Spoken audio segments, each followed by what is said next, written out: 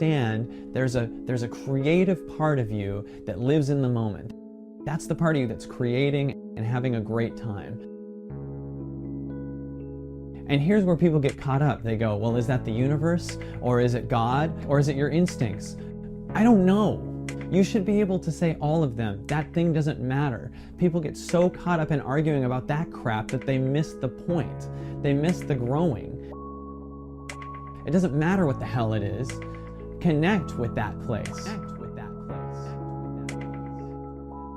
It feels like you're either this skeptical, angry person that believes nothing's possible, and you're just like, everything's bullshit and I hate this, or there's this weird other extreme where they change their name to like Rainbow Maca Sunshine and they don't shave their armpits.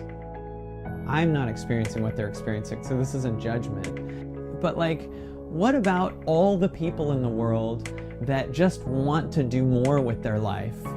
I think to myself, where's the middle? There's got to be a middle there where we are like we were when we were kids.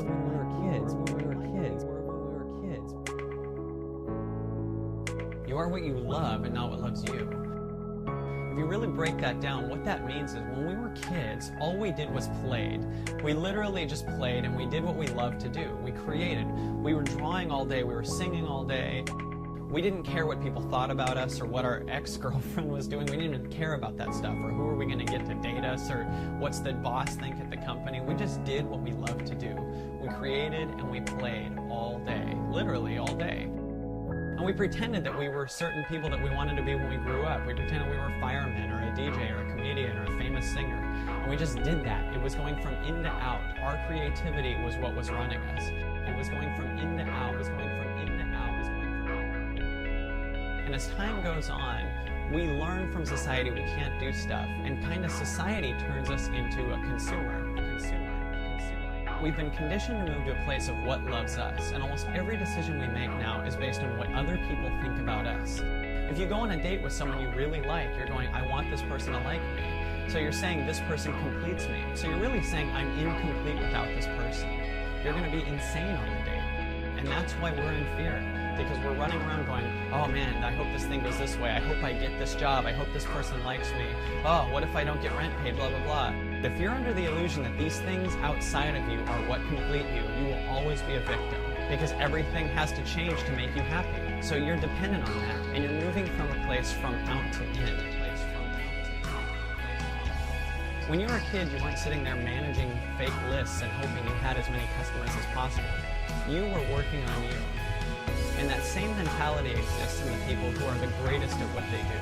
The greatest speakers and the greatest everyone doesn't worry about their lists. They weren't looking at their lists and how many people they got. They were working on themselves, and they were excelling at that. And because of that, they were undeniably amazing. You can work, but it can be effortless. I think that there's a level of effortlessness that shows up by you enjoying the process of working on yourself. That's the goal of life. And when you do that, the results will show up when they're supposed to. Instead, let go of the results. Have a little intention, let go of the results, and watch how quickly they show up when you let go of them. Think of being on a date with someone and just not try to get them. Just be yourself. If you're trying to get them, you can't even talk right. You're like, do you like corn? Because you're sitting there incomplete across from them, trying to get them.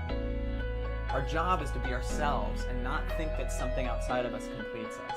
Once we get there, those things will show up. If you go to a place of you are what you love, you are back in that childhood state of creating. And when you're at this place, you can create on higher levels. You'll come up with brilliant out-of-the-box ways to make money and get healthy and have friends around you. But those things are a byproduct because you'll feel so connected with yourself as is that you don't need those things. They'll just want to be around you. You are what you love and not what loves you.